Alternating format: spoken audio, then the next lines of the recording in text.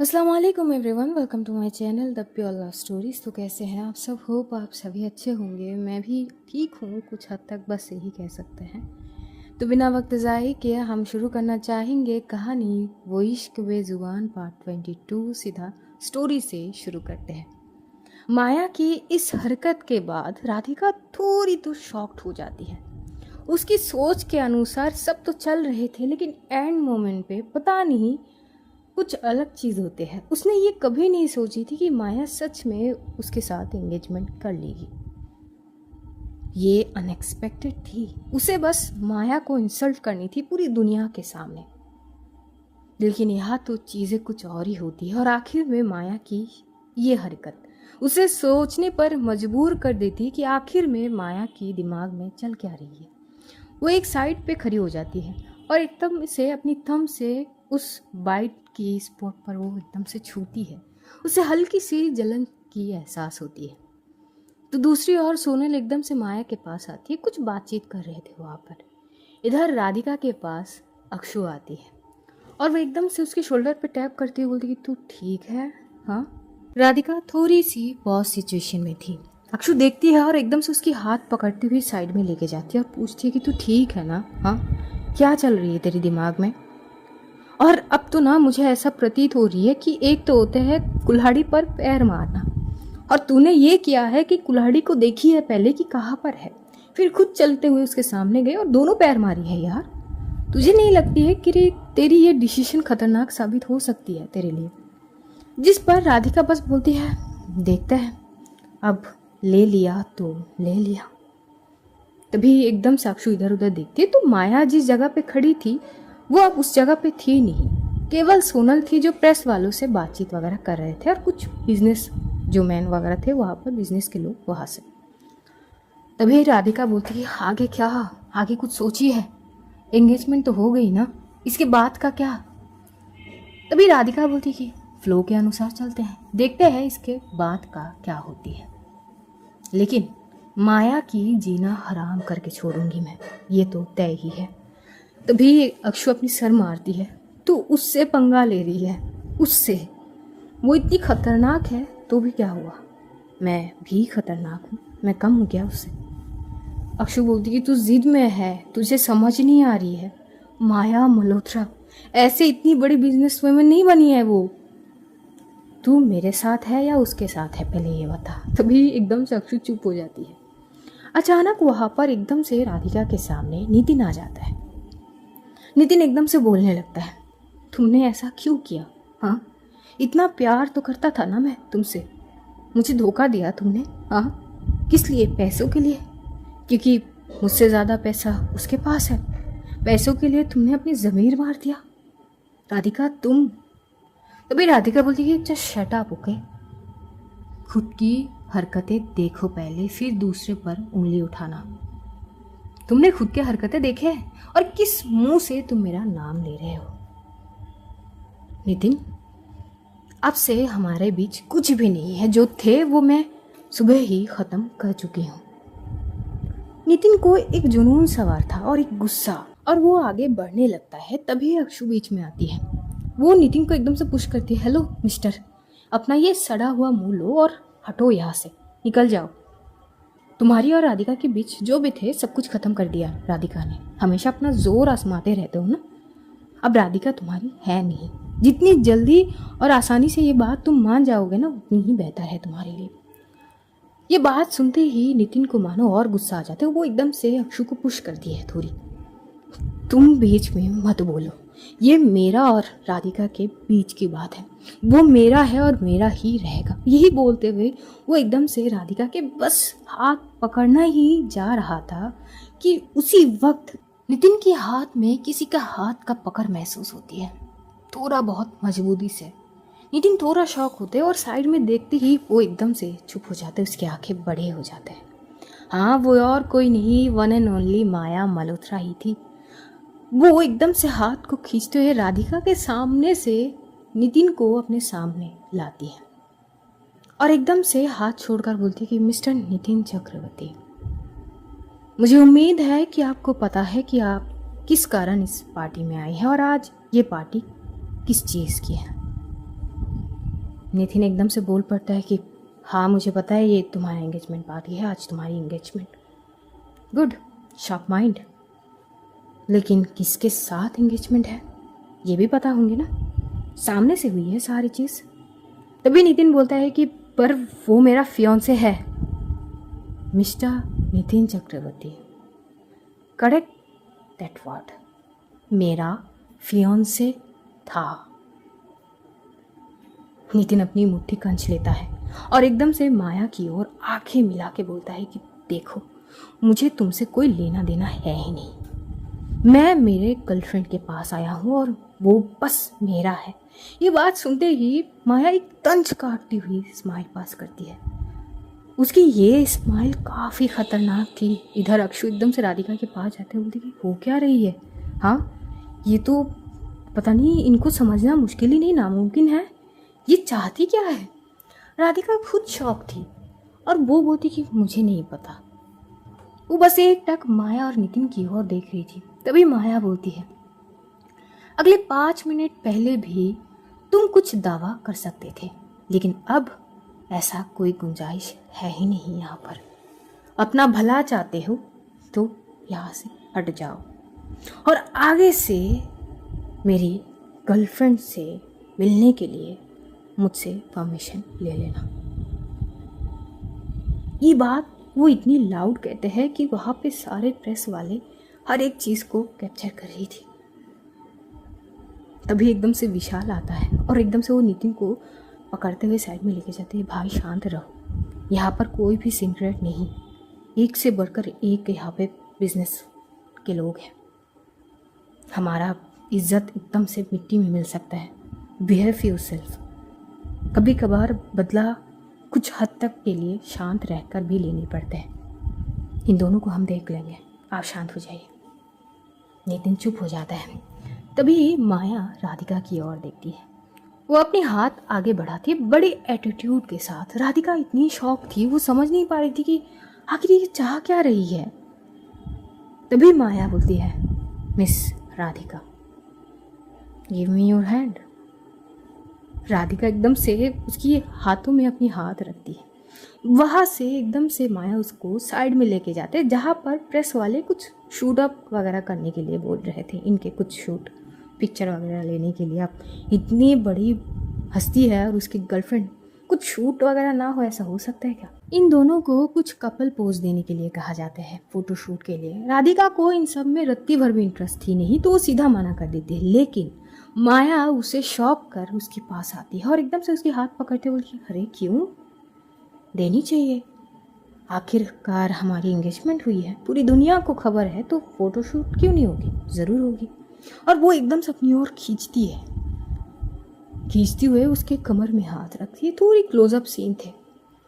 उसके नोज़ राधिका के नोज़ को टच कर रही थी। राधिका बड़ी शॉकिंग तरीके से उसको देख रही थी और बड़ी कंफ्यूज थी। माया अपनी आंखों को राधिका की आंखों से मिलाती है और वो धीमी सी, उसके चेहरे पे वैसी भी कोई रिएक्शन थी नहीं, नॉर्मली कहती है, लिसन, तुम चाहती थी ना तो तुम्हारे हिसाब से हो रही है। तुम्हारी ये चेहरे से स्माइल ख़त्म नहीं होनी चाहिए। अगर हुई तो इसकी अंजाम तुम्हें भुगतनी पड़ेगी। आखिर तुम्हें भी तो पता चले कि तुमने किसके साथ पंगा लेने की कोशिश करी है। Keep smiling. पोज खराब नहीं होनी चाहिए। जिस पर राधिका थोड़ी शांत थी, वो तो सोच ही रही थी कि इस सब का क्या मतलब है। तभी वो थोड़ी देर तक वो फोटो शूट करने लगती है। आखिरी सीन में कुछ ऐसी होती है कि माया पीछे जाती है राधिका की, उसे पीछे से हक करती है। राधिका की कान तक माया की होड़ आती है। ये दोनों कैमरा की ओर देखती तो है, लेकिन जिस तरह से माया ने राधिका की हाथ को पकड़ी थी, निशान तो पड़ ही रहे थे। राधिका को दर्द भी हो रही थी। वो बस अपनी स्माइल को बरकरार रखने की कोशिश कर रही थी हर हाल में। तभी माया की आवाज़ फिर से उसके कान में गूंजती है, वेल, तुम ये भी सोच रही होगी कि मैंने तुम्हारा एक्स बॉयफ्रेंड के सामने तुम्हारा साथ क्यों दी, करेक्ट? राधिका कोई भी जवाब नहीं देती है। माया फिर बोल पड़ती है, तुम्हारा एक्स जो तुम्हारा पास्ट थी, लेकिन अब तुम्हारा प्रेजेंट और फ्यूचर मैं हूँ। तुम्हारे साथ जो भी होगी वो मेरे अनुसार ही होगी। अब तुम्हें हर पल इस बात की एहसास होगी कि माया मल्होत्रा क्या चीज़ है। हर पल तुम पछताओगी कि तुमने मुझसे एंगेजमेंट करने की क्यों सोची। और अगर तुम खुद भी चाहो ना तो इस रिश्ते से बाहर नहीं जा सकती हो। ये बात जैसे ही सुनती है राधिका एकदम से उसकी ओर देखती है। राधिका थोड़ी सी तीखी स्माइल के साथ बोलती कि ऐसा हो ही नहीं सकती है। शायद तुमने वो कॉन्ट्रैक्ट पेपर ठीक से पढ़ी नहीं है। मैं जब चाहूँ मेरी मर्जी से ये रिश्ते को तोड़ सकती हूँ। जिस पर माया भी बोलती कि ओ रियली सोनल। तभी सोनल एकदम से बोलती कि यस मैम, ज़रा राधिका जी को कॉन्ट्रैक्ट पेपर दिखाओ। तो उनमें से एक जगह पे लिखी हुई थी 4 नंबर पे कि राधिका अगर खुद चाहे तो वो ये रिश्ते से बाहर नहीं जा सकती है जब तक ना माया मल्होत्रा खुद चाहे। और तभी माया फिर बोलती है और रही बात तुम्हारी कॉन्ट्रैक्ट पेपर। तभी वो अक्षु की ओर दिखती है और बोलती है इधर आओ ज़रा। तभी अक्षु आती है, बोलती है जी मैम, तुम्हारे कॉन्ट्रैक्ट पेपर कहाँ है, तुम्हारी दोस्त की। तभी अक्षु बोलती है ये रही, दिखाओ अपनी दोस्त को, अच्छे से दिखे। और अगर पढ़नी नहीं आती है तो सोनल पढ़ के बताओ। तभी एकदम से सोनल वो लेने लगती है। राधिका बोलती है उसकी ज़रूरत नहीं है। राधिका वो कॉन्ट्रैक्ट पेपर अच्छे से देखती है, सब ठीक थी, लेकिन माया की सिग्नेचर जहाँ पे थी वहाँ पर नज़र देते ही राधिका शॉक। माया सिग्नेचर तो करती है और सिग्नेचर के नीचे वही लिखती है, जो मुझे सही लगेगी मैं वही करूँगी। मैं खुद ही रूल हूँ और मैं अपनी रूल के अनुसार ही चलती हूँ। तभी राधिका एकदम से उस फाइल को कस के पकड़ती है, बोलती कि तुम ऐसा कर नहीं सकती हो। माया बोलती कि miss Radhika Vardhan, welcome to the real hell. और यही बोलते हुए साइड में चली जाती है। राधिका के हाथ में बहुत सारे निशान पड़ चुके थे। वहाँ पर कुछ खाने के वगैरह के इंतज़ाम होते हैं। फिर धीरे धीरे आहिस्ता आहिस्ता सब लोग चले जा रहे थे। कुछ लोग गिफ्ट्स लेके आए थे, वो देने लगते हैं। तभी वहाँ पे अचानक से किसी का एंट्री होता है, आशीष मल्होत्रा और उनके बेटे के। वो अपने साथ कुछ गिफ्ट लेके आए थे, फूलों की बुके। और ये लोग आहिस्ता आहिस्ता चलते हुए आते हैं। माया फ़ोन पे बात कर रही थी दूसरी तरफ पलट के। इधर वो एकदम से बोलते हैं कि कॉन्ग्रेचुलेशन। माया आवाज़ को बहुत अच्छे से पहचानती थी। वो एकदम से फ़ोन को रखती है और इस साइड पे आती है। तभी देखती है सामने मिस्टर मल्होत्रा खड़े थे, हाथ में फूलों की बुके लेकर। तुरंत बाद जो राधिका है वो भी माया के बगल में ही आके खड़ी हो जाती है। मिस्टर मल्होत्रा दोनों को एक साथ देख के बहुत खुश थे। उनके चेहरे पर वो खुशी नजर आ रहे थे। वो दोनों की ओर देखते हुए फूलों की बुके थोड़ा सा आगे करता है, लेकिन अगले ही क्षण माया एकदम से साइड में फेंक देती है। आपको यहाँ पर किसने आने के लिए कहा है? मिस्टर मल्होत्रा के चेहरे पर वो स्माइल गायब नहीं होता है। वो बड़ी नॉर्मली जवाब देते हैं, मुझे यहाँ पर आने के लिए किसी का इनविटेशन नहीं चाहिए, बस आशीर्वाद देना था, इसीलिए आ गया। आगे माया जवाब देती है बड़ी रूडली, आशीर्वाद अपनों को दिए जाते हैं, गैरों से नहीं। ना लिए जाते हैं और ना ही दिए जाते हैं। You must leave right now from here. तभी राधिका भी एकदम से बोलती है, गलत। आशीर्वाद बस बड़ों की आशीर्वाद ही होती है, क्या अपना और क्या पराया। बस दिल से देनी चाहिए और दिल से लेनी चाहिए, बदतमीजी नहीं करनी चाहिए। मिस माया मल्होत्रा, ये आपको शोभा नहीं देती है। माया अपनी मुट्ठी कंच लेती है और राधिका को घूर के देखने लगती है। तभी मिस्टर मल्होत्रा बोल पड़ती है, नहीं, इट्स टोटली फाइन, ये भी प्यार का भाषा है, मुझे समझ आ जाता है। माया वहाँ से थोड़ी देर के लिए हट जाती है। राधिका वो फूलों की बुके हाथ में लेती है और वो सोनल की ओर देखते हुए बोलती कि ये रख दो। सोनल थोड़ी शॉक थी। सोनल को पता थी कि इन लोगों से माया कभी बात नहीं करती है और राधिका उसके खिलाफ जा रही है। सोनल खड़ी थी, राधिका बोलती कि सुना नहीं मैंने क्या कही है। या फिर अब तुम जाके अपनी मैडम से परमिशन लोगी कि मैम क्या मैं राधिका मैडम की बात सुन सकती हूँ या नहीं? अगर ऐसा है तो अभी बोलो। तभी सोनल एकदम उसके हाथ से वो फूल की बुके ले लेती कि नहीं मैम ऐसा ऐसा नहीं है। गुड। वहाँ पे थोड़ी बातचीत वगैरह होते हैं, कुछ खाने की इंतज़ाम वगैरह थे, सब लोग खाना वगैरह खा रहे थे। उसके पापा जा चुके थे उससे बात वगैरह करके। जाने से पहले वो इतना बोल के जाते हैं कि बेटा जो भी करना है सोच समझ के करना, खुद का ध्यान रखना, तुम्हारे पापा हमेशा तुम्हारे साथ हैं। देखते देखते वक्त बीत रहे थे। जैसे ही खाना वगैरह होता है अब धीरे धीरे गेस्ट जाने लगते हैं। जाने की बारी थी अब माया को भी। मिस्टर मल्होत्रा कुछ देर तक राधिका से बात करते हैं, ढेर सारी बातें वो कर रहे थे। राधिका को कुछ हद तक क्यूरियोसिटी होती है कि आखिर में माया और मिस्टर मल्होत्रा के बीच क्या रिश्ता है। जैसे कि टीना के मंगेतर ने कहा था कि वो कजिन सिस्टर है, तो बेटी तो हो नहीं सकती। तो वो जानना तो चाह रही थी, लेकिन अचानक वो कुछ पूछने जाएगी तभी माया एकदम से आती है और बोलती कि बस हो गई बात, तुम हमें घर जानी है, लेट्स गो। तभी वो एकदम से राधिका की हाथ पकड़ती हुई खींच के ले जा रही थी। इधर अक्षु, ज़ारा, इकबाल ये लोग अभी भी थे, ये लोग पीछे भागते हैं। राधिका बोलती कि ऐसे क्यों करती हो तुम, मेरा हाथ छोड़ो। तुम्हारा हाथ पकड़ने पर तुमने मजबूर किया है और अब तो मैं जब चाहे तब तुम्हारा हाथ पकड़ सकती हूँ। ये हक तुमने ही मुझे दिए हैं। आखिरकार वी आर एंगेज्ड, मत भूलो। तुम ही भूल जाओगी तो कैसे चलेगी। So miss Radhika let's go home. यही बोलते हुए वो कार तक जाती है। राधिका साइड में बैठी है। तभी अक्षु एकदम से पास में जाती है। तू राधिका की दोस्तों की ओर देखते हुए माया बोली कि तुम लोगों को जितना साथ देनी थी अपने दोस्तों के दे लिए, अब अपने अपने घर जाओ। हाँ कभी कभार मिल सकती हो अपने दोस्तों से, लेकिन मुझसे परमिशन लेनी पड़ेगी। राधिका बोलती कि मेरे दोस्त तुम्हारे दोस्त, लेकिन तुम मेरे घर हो, मैं तुम्हारी फियांसे, तुम्हारे लिए हर चीज़ मैं तय करूँगी। तुमसे कौन मिलेंगे, तुम किससे बात करोगी, तुम क्या। तभी एकदम से राधिका बोलती कि तुम मुझे खरीद के नहीं रखी हो। डोंट फॉरगेट कि तुम खुद को मुझे सौंपी हो। You can't deny this. So guys see you सून।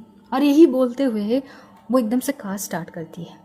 सोनल जो अभी तक यहाँ पे मौजूद थी वो नहीं गई थी, वह यहाँ की चीज़ें उसे निपटानी पड़ेगी, तो वो वहाँ पे कुछ देर सारी चीज़ कर रही थी। यहाँ पर सीधा माया राधिका को लेके घर पहुँचती है। वो राधिका को खींचते हुए राधिका को अपने कमरे में लेके जाती है और कमरे में ले जाते हुए एकदम से राधिका को बेड की ओर धकेलती है। राधिका एकदम से शॉक थी। माया फटाक से दरवाज़ा बंद कर दी है। राधिका बोलती कि ये क्या है, क्यों, वी आर एंगेज ना, और कायदे से दिखा जाए तो आज हमारा फर्स्ट नाइट भी है। What you think miss Radhika Vardhan. Radhika की आंखें फटी की फटी रह जाती है। वो फटाक से बेड से एकदम से साइड से उतर जाती है और एकदम से कमरे में जाने ही लगती है कि माया पीछे से आके उसे पकड़ लेती है और एकदम से उसको दीवार के साथ लगाती है। उसकी दोनों हाथों को ब्लॉक कर देती है, यहाँ तक कि पैरों को भी। वो हिल भी नहीं पा रही थी। पता नहीं माया में इतना जोर कहाँ से आ जाती है। वो एक टक माया की ओर देख रही थी, उसके होठ कांप रहे थे, वो अपनी आंखों को कस के बंद कर ली थी। माया बोलती है क्यों, तुम्हें मुझसे एंगेजमेंट करनी थी ना, कर लिया। तुम्हें मेरे साथ घर आनी थी, आ चुकी हो, लेकिन आगे की चीज़ का क्या। सब कुछ तो तुम्हारे हिसाब से ही हो रही है ना मिस राधिका वर्धन। राधिका बस थोड़ी सी घबराते हुए बोलती है कि तुम मेरे साथ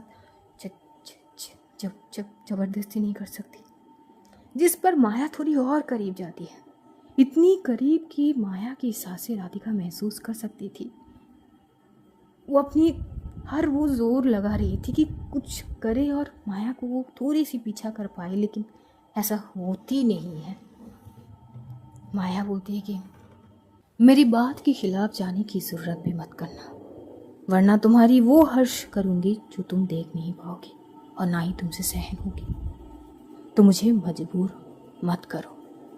और रही बात मिस्टर मल्होत्रा, दूर रहना उसे। और यही बोलते हुए वो एकदम से उसे साइड में धकेलती है। राधिका थोड़ी इनबैलेंस होके ही दरवाजे के एंगल से टकरा जाती है। हल्की सी उसके हाथ में चोट आ जाती है, हल्की सी खून भी बहने लगती है। माया बस अपनी टॉवल निकाल के वॉशरूम की ओर चली जाती है।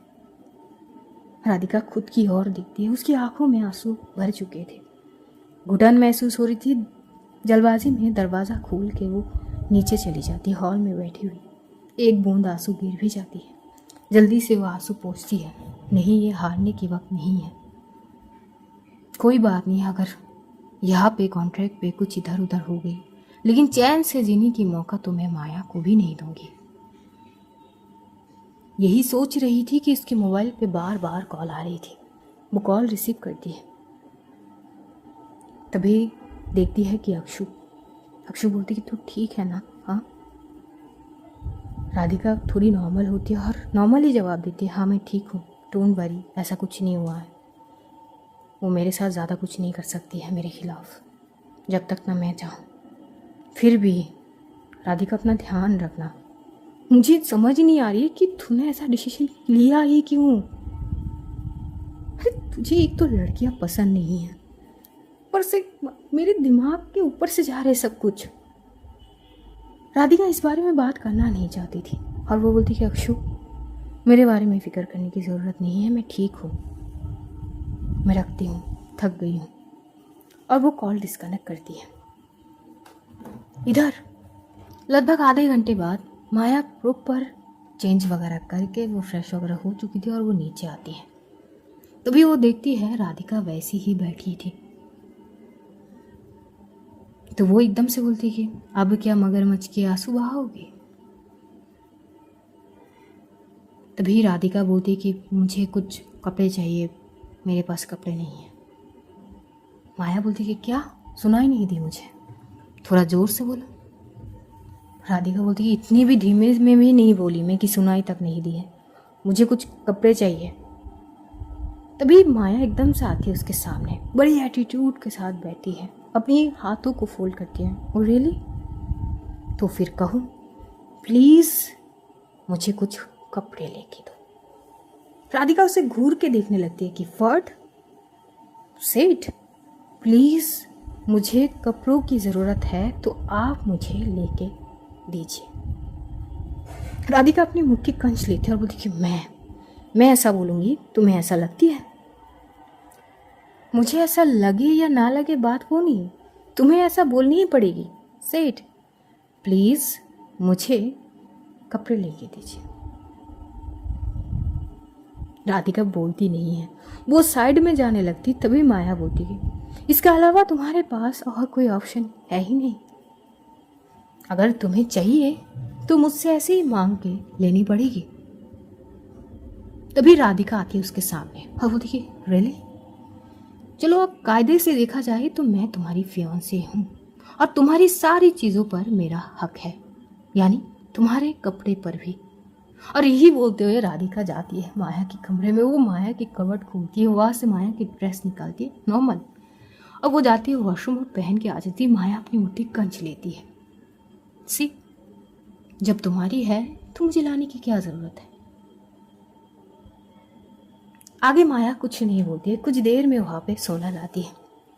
सोनल को पता ही नहीं है कि यहाँ पर क्या हुई है। सोनल खुद फ्रेश वगैरह होके आती है। वो माया से कुछ देर बातें करती है बहुत सारी चीज़ों के बारे में।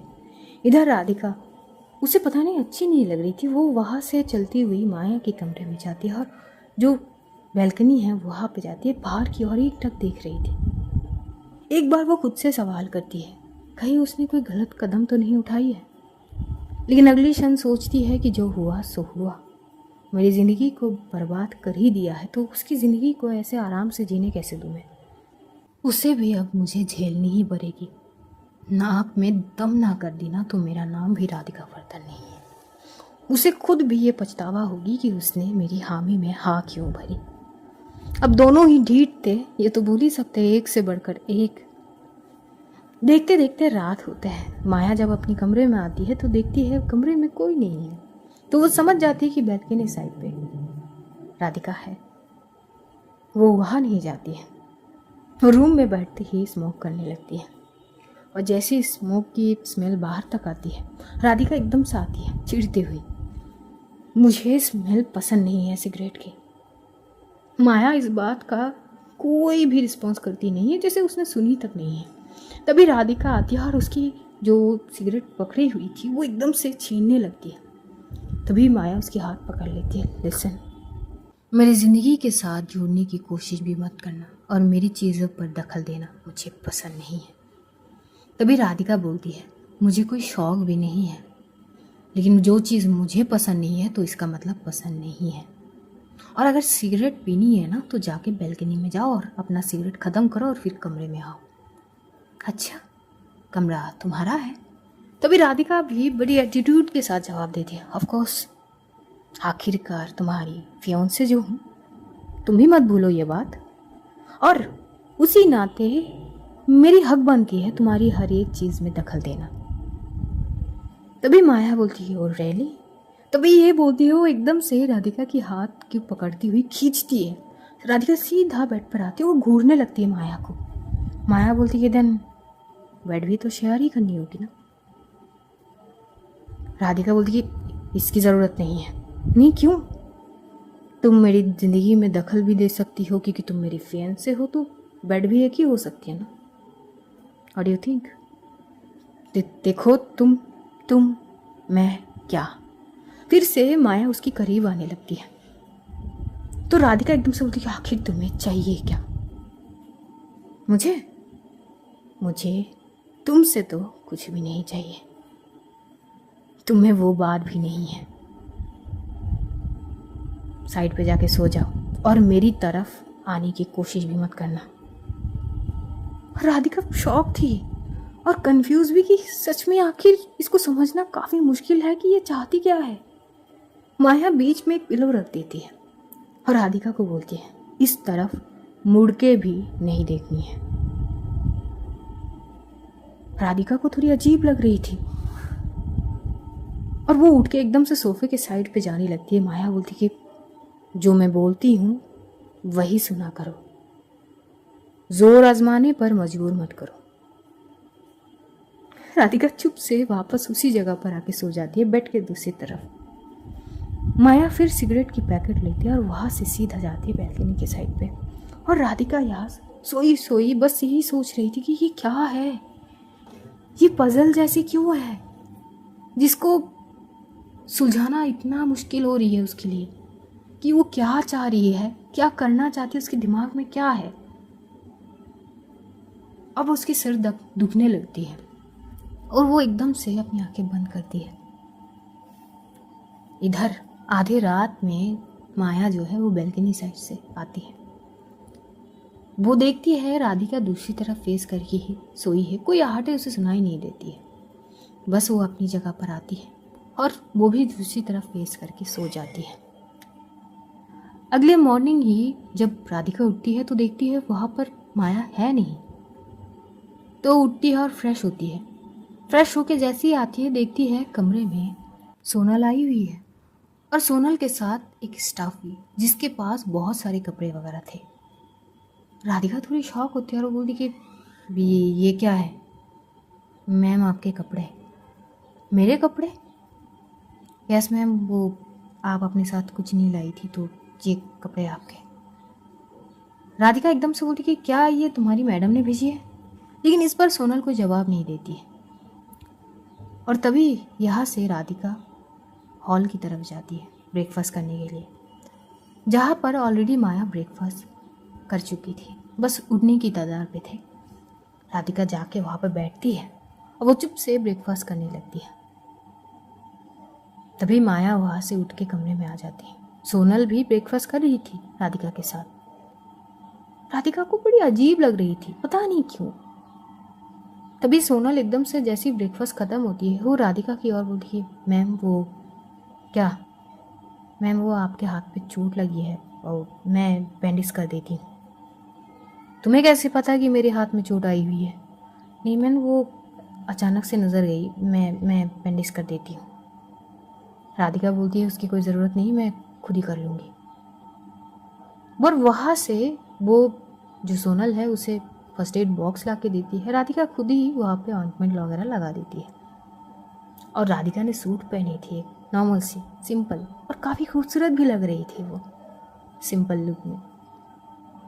इधर कुछ देर में माया भी एकदम से निकलने लगती है, सोनल की ओर देखती है। सोनल समझ जाती है कि अब उसे निकलनी है, लेकिन माया निकलने से पहले एक बार राधिका की ओर देखती है और मेरे घर से निकलने से पहले मुझसे पूछ लेना। और वो एकदम से निकल जाती है ऑफिस के लिए। राधिका बैठी हुई थी, बहुत सारी चीज़ें वो सोच रही थी। अक्षु की कॉल आती है तो अक्षु बोलती है कि तू ठीक है ना, ब्रेकफास्ट करी, वहाँ पे क्या चल रहा है। राधिका पूरी बात बताती है, ज़्यादा डिटेल्स में नहीं, कुछ हद तक। अक्षु भी कंफ्यूज हो जाती है कि यार क्या मतलब है इन सारी चीज़ का, समझ नहीं आ रही है यार। तो अब तू क्या सोची है, मैं क्या सोचूं, मुझे बस उसे परेशान करनी है कि वो तंग आ जाए मुझसे। जस्ट परेशान करने के लिए तूने इतना बड़ा फैसला लिया? नहीं, लेकिन यार वो कॉन्ट्रैक्ट पेपर उसने कैसे बदली, मुझे ये समझ नहीं आ रही है। तो भी अक्षु बोलती कि जल्दबाजी में तू थी, तुझे एक बार वो चीज़ पे ध्यान रखनी चाहिए थी। आगे राधिका कुछ नहीं बोलती है। तभी राधिका एकदम से बोली कि चल ठीक है, मुझे कहीं जानी है। कहीं जानी है? कहाँ? उसके ऑफिस। उसकी ऑफिस मतलब तू उसके ऑफिस जाके क्या करेगी, देखता है। यही बोलते हुए राधिका कॉल डिस्कनेक्ट करती है। वो फिर तैयार होती है और माया की ऑफिस के लिए निकल जाती है।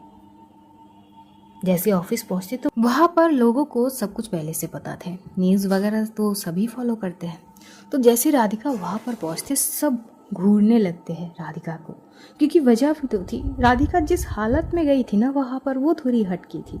एक शॉर्ट ड्रेस जिसमें वो काफ़ी हॉट लग रही थी, बालों को खुले हुए। जैसे वो वहाँ पर पहुँचते सारे लोग बस आंखें फाड़ के राधिका को देख रही थी। और उस दौरान माया एक बहुत ही इम्पॉर्टेंट मीटिंग कर रही थी। सोनल कुछ देर के लिए मीटिंग रूम से बाहर आती है और जैसे ही वो राधिका को देखती वो वहीं पर खड़ी हो जाती है। वो शॉक थी और एकदम से वो राधिका के पास आती है। मैम हाँ आप यहाँ, और ऐसे क्यों? मेरी फियांसे की ऑफिस है, मैं जब चाहे तब आ सकती हूँ, एनी प्रॉब्लम? मैम पर ऐसे ऐसे मतलब क्या, कैसे? मैं अच्छी नहीं लग रही हूँ? मैम आप कैबिन पे जाके बैठिए, मैं मैम को बुलाती हूँ। नहीं, वो कर क्या रही है, मैं एक बार देखना चाहती हूँ। सोनल बहुत मनाने की कोशिश कर रही थी राधिका को कि वो कमरे में ना जाए मीटिंग रूम में, क्योंकि वहाँ पे बहुत सारे लोग थे, बहुत इम्पॉर्टेंट मीटिंग हो रहे थे। लेकिन राधिका तो बस यही मकसद से आई थी। अब वो सोनल की बात ना सुन के सीधा दरवाज़ा ओपन करके अंदर चली जाती है। भरे महफिल थे वहाँ पर, कह सकते हैं, जहाँ पर माया मीटिंग कर रही थी। अचानक से राधिका को वहाँ पर देख के सब राधिका की ओर नज़र करते और घूरने लगते हैं। अब राधिका भी तो बड़ी हॉट लग रही थी और ऐसे कपड़े पहन कर आई थी, शॉर्ट। राधिका से किसी की नज़र हट ही नहीं रहे थे। माया उस वक्त कुछ कर रही थी लैपटॉप में और बात भी कर रही थी, और वो किसी से पूछते हैं लेकिन आगे से कोई जवाब नहीं आते, नो रिस्पॉन्स। तभी वो सामने की ओर देखते, सामने की ओर देखती ही वो देखते सबका ध्यान दूसरी तरफ है। जैसे ही वो अपनी सर थोड़ी सी साइड पे घुमाकर देखती है तो देखती है राधिका को, एक शॉर्ट ब्लैक कलर की ड्रेस पहन के आई थी, हाई हील, हाथों में एक सिंपल सी ब्रेसलेट, कानों में एक सिंपल सी इयररिंग, बाल खुले हुए। वो अपनी मुट्ठी कंच लेती है लेकिन गुस्सा नहीं करती है, फेस एक्सप्रेशन अब भी नॉर्मल थी। तभी वो एकदम से उठती है और राधिका के पास आती है, थोड़ी लाजमी से कहती है, तुम यहाँ पे कर क्या रही हो? राधिका एकदम से माया को सबके सामने साइडा करती है। वो क्या है ना बेबी, घर पे मन नहीं लग रही थी तो सोचा मैं आपके पास आ जाऊं। क्यों, मैंने गलत किया है क्या? सब आंखें फाड़ फाड़ के देख रहे थे कि क्या हो रहा है यहाँ पर। किसी के हिम्मत नहीं थी कुछ बोले, बस देख ही सकते हैं। माया एकदम से बोलती कि राधिका मेरी कैबिन में जाके बैठो, मैं आती हूँ। लेकिन राधिका समझ गई थी बस यही तो मौका है उसे परेशान करने का, वो और उसके साथ खिसकने लगती है। बट बेबी मुझे अकेले थोड़ी ना जानी है, मैं तुम्हारे पास आई हूँ ना। और तुम मुझे ऐसे घर पे अकेले छोड़ के आई, आप लोग बताओ क्या ये सही है। सब बस घूरने लगती है। तभी माया क्या करती है, राधिका को हाथ को खींचते हुए वो उस कमरे से बाहर होती है और उसे एकदम से ऑफिस रूम में लेके जाती है। आज कहानी हम यहीं पर ख़त्म करते हैं। आप जानेंगे आगे एपिसोड में क्या होती है। तब तक अपना ध्यान रखिए, अपनों का ध्यान रखिए, ढेर सारा प्यार बांटिए। मुझे थोड़ी सी हेडेक है, सोची थी कि कुछ हद तक कम हो जाएगी पर वो कम नहीं हो रही है। देखते हैं क्या होंगे। तो bye guys, take care all, Tata.